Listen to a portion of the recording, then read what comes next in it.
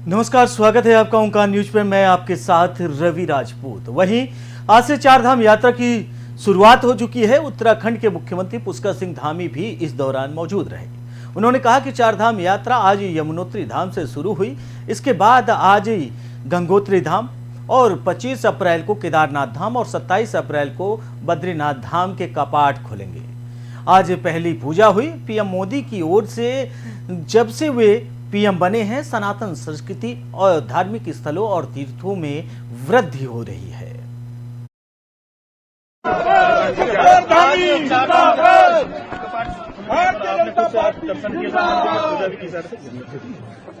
यमुनोत्री धाम से आज चारधाम यात्रा प्रारंभ हो गई है और इसके बाद आज गंगोत्री के कपाट खुलेंगे और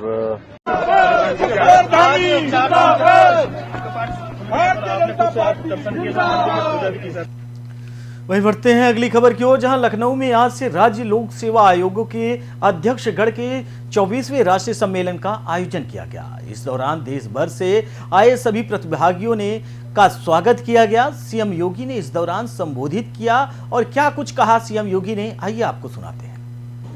आज आप देख सकते हैं inter state connectivity Uttar Pradesh की 4 लेन की थी। पूर्वी उत्तर प्रदेश और बुंदेलखंड, ये उत्तर प्रदेश के 2 ऐसे क्षेत्र थे जो आर्थिक दृष्टि से अत्यंत पिछड़े माने जाते थे। आज दोनों क्षेत्र एक्सप्रेस हाईवे के साथ जुड़ चुके हैं। आजमगढ़ जैसा जनपद जिसके नाम से लोग घबराते थे, नाम सुनकर के ही लोग घबराते थे, आज आजमगढ़ एक्सप्रेस हाईवे से भी जुड़ा है। आजमगढ़ में एयरपोर्ट भी बन रहा है और आजमगढ़ में विश्वविद्यालय भी बना रहे हैं। स्टेट यूनिवर्सिटी भी वहां हमारी एक बन रही है। आज वहां कोई भय नहीं है, कोई किसी भी प्रकार की कोई अराजकता नहीं है। आप देख रहे हैं उत्तर प्रदेश के अंदर इतनी बड़ी व्यवस्था है। बहुत सारे राज्यों की आबादी जहां से शुरू होती है, उतने हमारे राज्य में उतनी बड़ी तो बहुत सारे मत और मजहब से जुड़े हुए उनके अनुयायी रहते हैं, लेकिन कितनी शांति है, कोई दंगा नहीं, कोई अव्यवस्था नहीं। आज ईद है, ईद की नमाज पढ़ी जा रही है, लेकिन एक भी सड़क पे नहीं हो रही है, ईदगाह में होगी। किसी का आवागमन बंद नहीं। आप लोग भी आए होंगे रास्ते से, कोई आवागमन कहीं किसी का अवरुद्ध नहीं है, क्योंकि सबको मालूम है एक कानून का राज सबके लिए समान रूप से है और ये सबके बराबर लागू होता है। सबके लगता है कि समय आ गया है कि हम देखें वास्तव में जिसका हम चयन कर रहे हैं, ठीक बात है, ब्रिलियंट हो, अच्छी बात है, साथ बुद्धि तो हो, लेकिन और केवल नकल के साथ साथ उसमें अकल भी हो, कार्य करने की सामर्थ्य भी हो, लीडरशिप का गुण भी हो, निर्णय लेने की सामर्थ्य भी हो और आम जनमानस के बीच में कॉमन मैन के प्रति उतना ही संवेदनशील भी हो, क्योंकि एक संवेदनशील प्रशासन ही जन विश्वास का प्रतीक बन सकता है। संवेदनहीन व्यवस्था, लोकतंत्र में हम आम जनमानस की उपेक्षा नहीं कर सकते। उसकी हमने पिछले 6 वर्ष के अंदर उत्तर प्रदेश के अंदर, उत्तर प्रदेश की जब हम लोग 2017 में प्रदेश की सत्ता में आए थे, तो उस समय मैं एक बात देखता था, उत्तर प्रदेश लोक सेवा आयोग से जुड़ी हुई कोई भी परीक्षा रही हो, अधीनस्थ सेवा चयन आयोग से जुड़ी हुई कोई परीक्षा रही हो, उच्चतर शिक्षा चयन आयोग या माध्यमिक शिक्षा चयन आयोग से जुड़ी हुई या पुलिस भर्ती से जुड़ी हुई कोई भी ऐसी प्रक्रिया रही हो, आपने देखा होगा हर एक में अंबार थी, शिकायतों का अंबार था, न्यायालय के स्टे थे, न्यायालय की गंभीर टिप्पणियां थी। उत्तर प्रदेश की उस समय 22 करोड़ की आबादी थी और उत्तर प्रदेश पुलिस बल में 1.5 लाख पद खाली पड़े थे। अनुमान कर सकते हैं जिस पुलिस के भरोसे प्रदेश की सुरक्षा होनी चाहिए थी, उसमें 1.5 लाख पद खाली हैं। मैंने पूछा है पद क्यों नहीं भरे जा रहे हैं? पता लगा कि सुप्रीम कोर्ट का स्टे क्यों है, कोई खामी होगी ना। वहीं बढ़ते हैं अगली खबर की ओर, जहां पुंछ हमले में शहीद हुए जवानों के पार्थिव शरीर उनके आज पैतृक गांव पहुंचे। इस आतंकी घटना में 5 जवानों की जान चली गई। पुंछ आतंकी हमले में शहीद लांस नायक देवाशीष बसवाल के पार्थिव शरीर को उनके गृह नगरी पुरी लाया गया। सिपाही सेवक सिंह का पार्थिव शरीर बठिंडा, शहीद सिपाही हरकिशन सिंह का पार्थिव शरीर उनके गांव गुरदासपुर और शहीद हवलदार मनदीप सिंह का पार्थिव शरीर लुधियाना, शहीद लांस नायक कुलवंत सिंह का पार्थिव शरीर गांव मोगा पहुंचा। इस दौरान शहीदों को श्रद्धांजलि देने के लिए लोगों की भीड़ उमड़ पड़ी।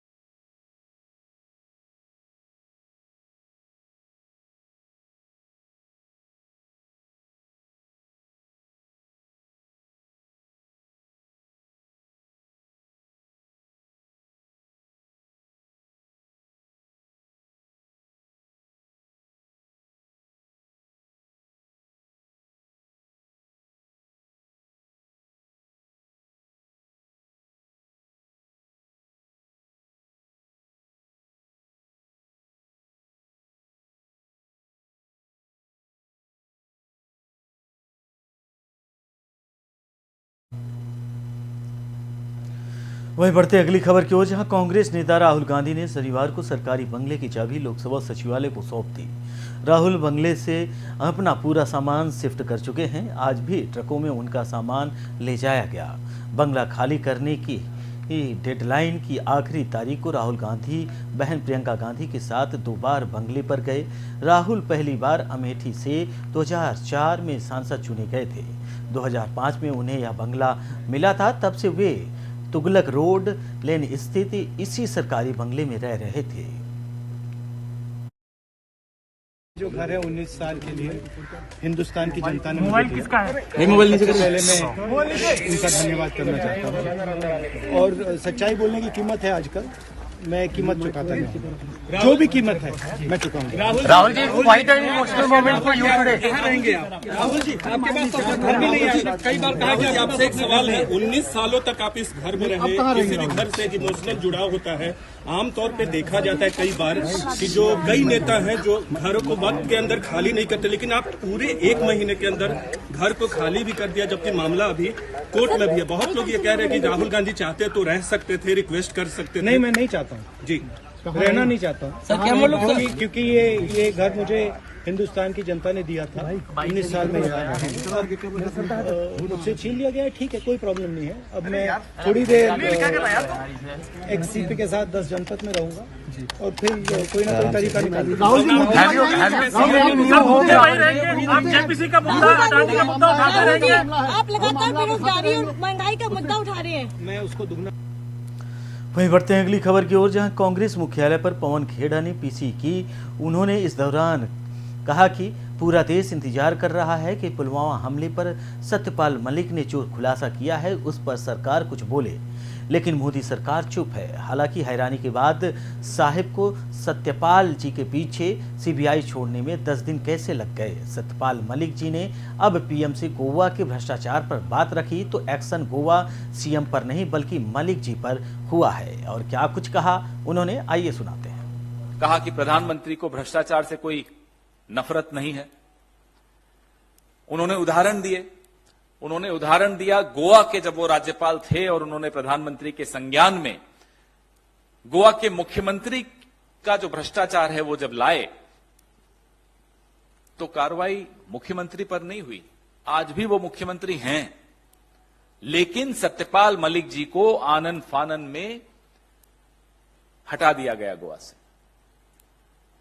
एक विशेष विमान भेजा गया उनको कि यहां से रवाना करो, यहां बैठो भी नहीं, रुको भी नहीं, एक दिन भी नहीं रुको। तो सत्यपाल मलिक जी ने अदानी जी वाले मुद्दे पर भी अपने विचार रखे कि प्रधानमंत्री को यह अदानी वाला जो मामला है वो बहुत भारी पड़ने वाला है।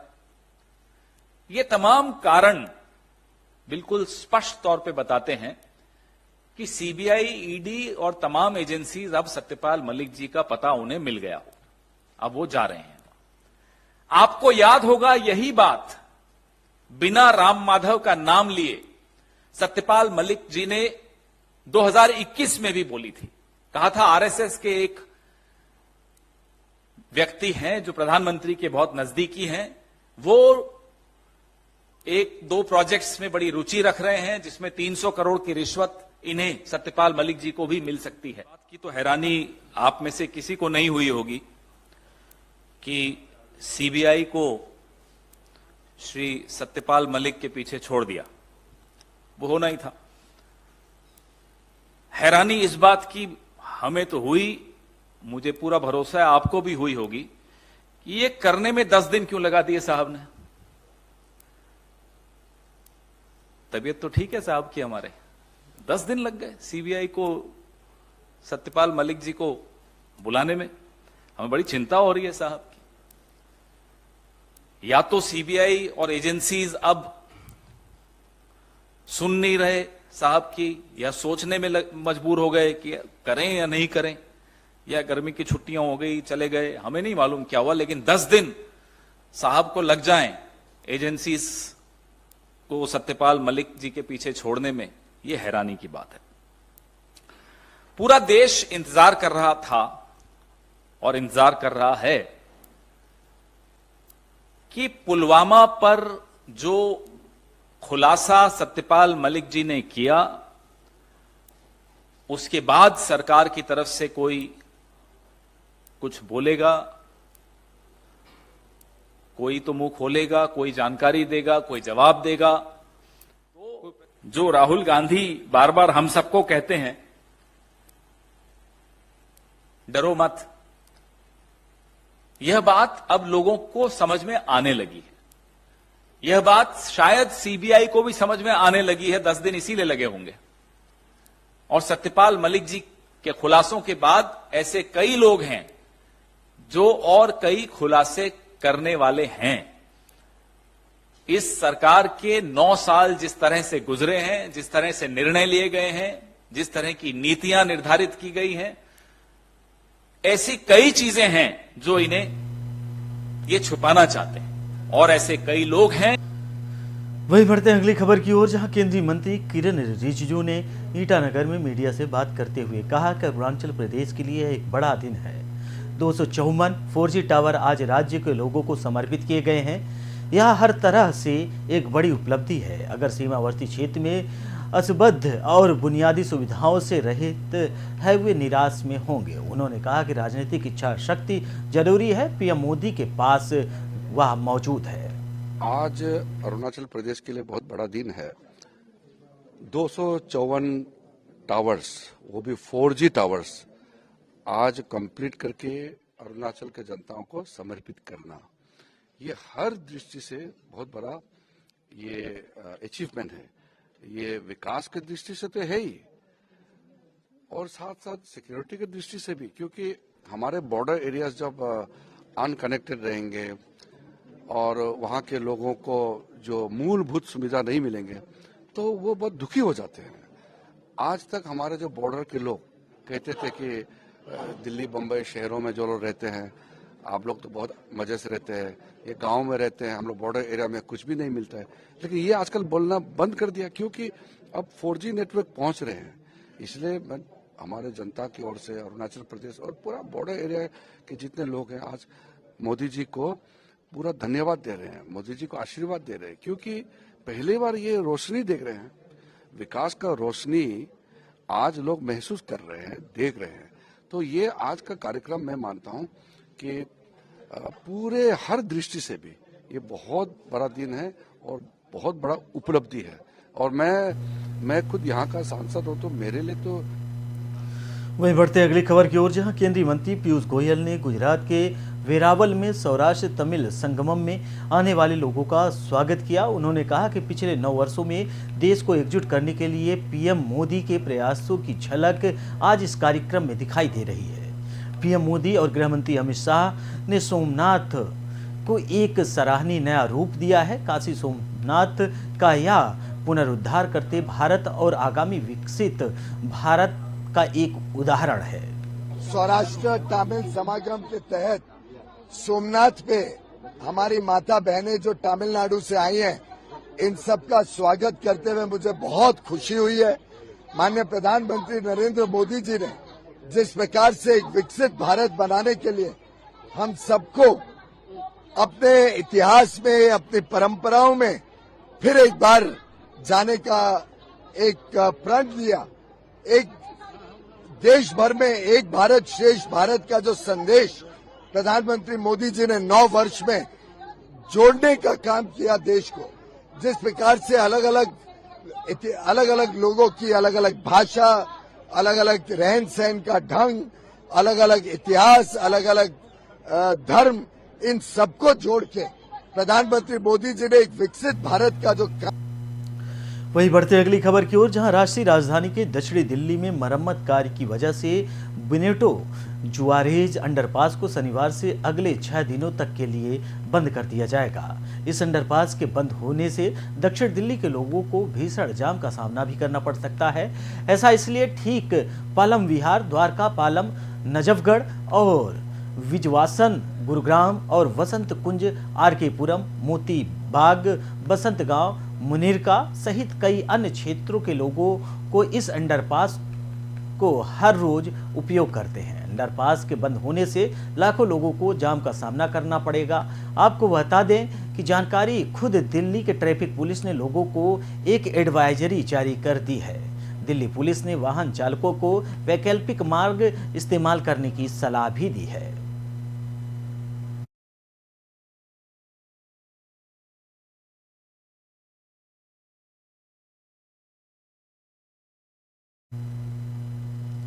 वहीं बढ़ते अगली खबर की ओर, जहां समलैंगिक विवाह मामले में सोमवार को संविधान पीठ ने सुनवाई नहीं हो पाई।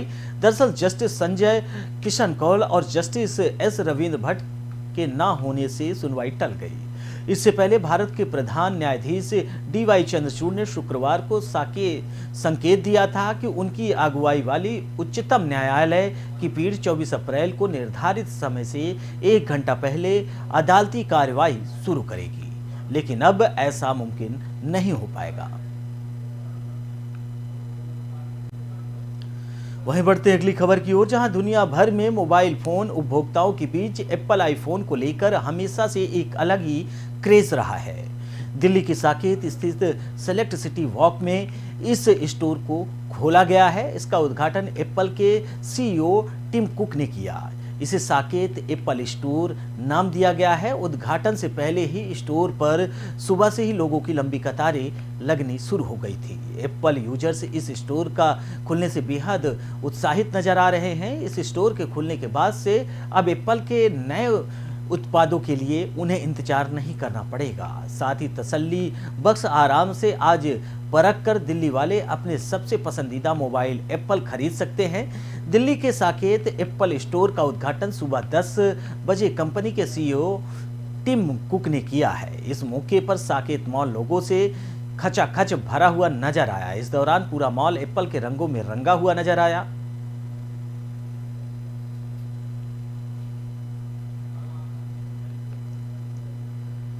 वहीं बढ़ते अगली खबर की ओर, जहां हिंदू पंचांग के अनुसार आज वैशाख माह का शुक्ल पक्ष की तृतीया तिथि है, जिसे अक्षया तृतीया के नाम से भी जाना जाता है। हिंदू धर्म में अक्षय तृतीया का विशेष महत्व माना गया है। कहते हैं कि अगर किसी मांगलिक कार्य के लिए मुहूर्त ना मिल रहा हो तो अक्षय तृतीया के दिन वह कार्य किया जा सकता है, क्योंकि अक्षय तृतीया का मुहूर्त भी कहते हैं और इस दिन किए गए कार्य की सफलता मिलती है। अक्षय तृतीया के दिन सगाई, गृह प्रवेश, नया मकान खरीदना या सोने के आभूषण खरीदना शुभ माना गया है। अक्षय तृतीया के दिन भगवान कुबेर और मां लक्ष्मी की पूजा की जाती है।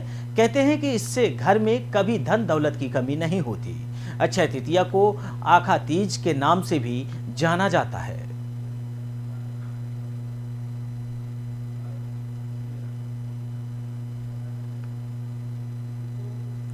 वहीं बढ़ते अगली खबर की ओर, जहां दुनिया भर में शनिवार को ईद उल फितर का त्योहार मनाया गया है। ईद के मौके पर लोगों ने दिल्ली के जामा मस्जिद में जाकर नमाज अदा की और अमन चैन की दुआ मांगी।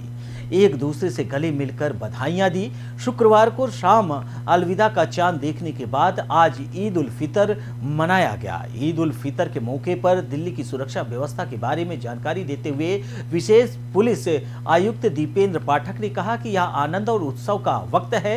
भीड़ से निपटने में दिल्ली पुलिस को महारत हासिल है। खासकर जब त्योहार या समारोह की बात आती है तो सामरिक तैनाती की जाती है और कम्युनिकेशन पुलिसिंग की भी व्यवस्था की गई है।